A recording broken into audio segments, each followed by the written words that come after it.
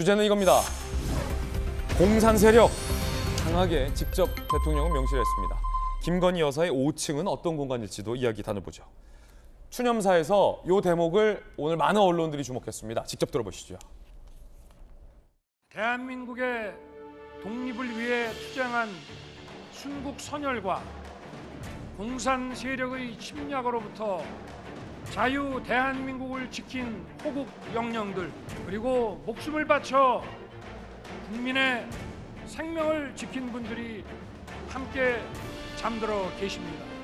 우리 정부는 북한의 핵과 미사일 위협을 억제하면서 보다 근본적이고 실질적인 안보 능력을 갖춰 나갈 것입니다.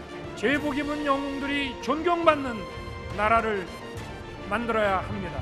자유와 민주주의, 인권의 가치를 추구하는 위대한 대한민국은 조국을 위해 헌신한 이들의 희생을 가치 있게 만들 것입니다. 북한을 직접 겨냥해서 6.25 전쟁 당시 공산 세력이 우리를 침략했다라고 굉장히 구체적이고 강도 높게 명시를 한 겁니다. 이양수 의원님, 이거 어떤 의미입니까? 공산 세력, 직접적으로 대통령에 명시하는 게 대통령의 뜻이었다는데. 공산 세력의 침략이라고 하는 것은 사실 팩트죠. 사실이죠. 6.25는 북한의 김일성 그리고 이제 공산당이 주도한 그런 전쟁이었죠. 그것을 그동안 우리가 이 눈치 저 눈치 보느라고 말을 제대로 못해요.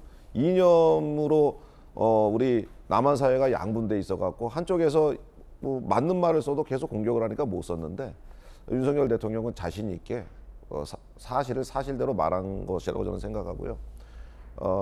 솔직히 윤석열 대통령의 스타일상 제가 그렇게 하려고 생각을 했습니다. 아, 그렇습니까? 예.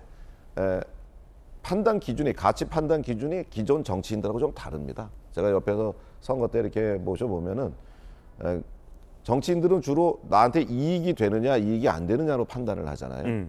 그것이 표에 도움이 되느냐 안 되느냐 이걸 가지고 판단 기준으로 하는데, 이분은 옳고 그르냐거든요. 이것이 맞느냐 틀리느냐. 근데 6.25는 공산 세력의 침략이 맞냐 틀리냐 이 관점으로 보면 맞는 거죠.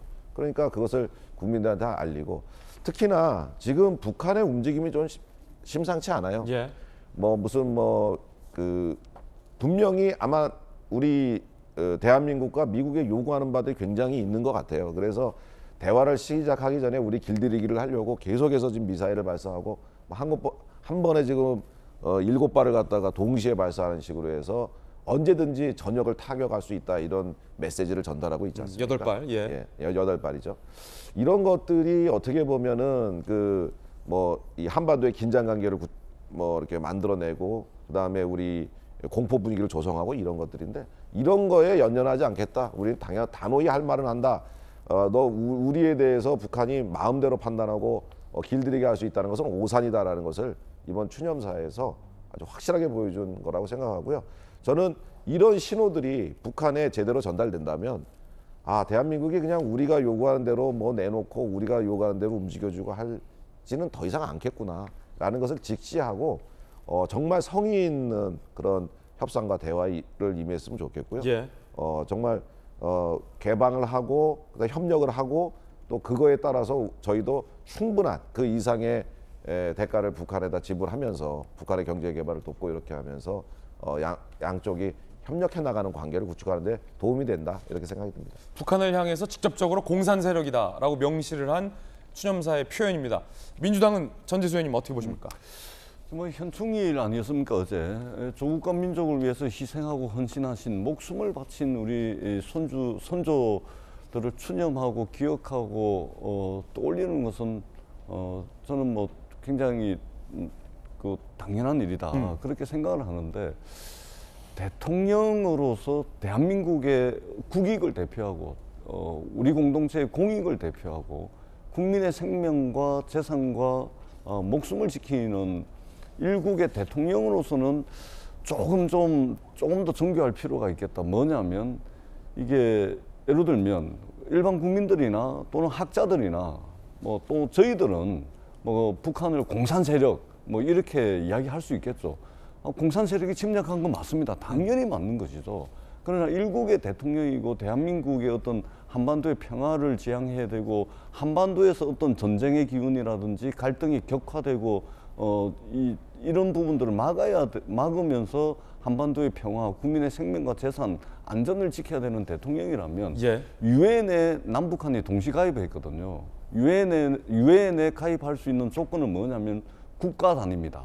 국가가 아니면 유엔에 가입을 할 수가 없거든요. 근데 남북한이 92년입니까 언제입니까? 그때 유엔에 동시 가입을 했잖아요. 그러면은 하나의 어떤 국가로서 이제 인정을 해줘야 대한민국 대통령으로서 대화 상대가 되는 겁니다. 이게 국가가 아니고 세력으로 해버리면 이게 국가로 인정을 안 해버리기 때문에 협상의 대상, 한반도 평화를 위한 노력의 대상으로서 삼지 않고 무찔러야만 되는 그런 것으로 규정을 해버리게 되면 어떻게 보면은 이게 한반도의 평화라든지 대한민국의 국익이라든지 이런 부분에 있어서 이게 북한에 주는 메시지라든지 이런 것들이 오히려 갈등을 더 격화시킬 그럴 우려가 있다. 예. 이런 이제 말씀을 드리고 대통령은 때로는 전략적으로 모호한 자세와 태도를 견지해 왔던 것이 역대 정부의 어떤 외교 문제라든지 남북 문제에 있어서 일관된 원칙이었습니다. 뿐만 아니라 대통령의 메시지는 때로는 국민의 공익,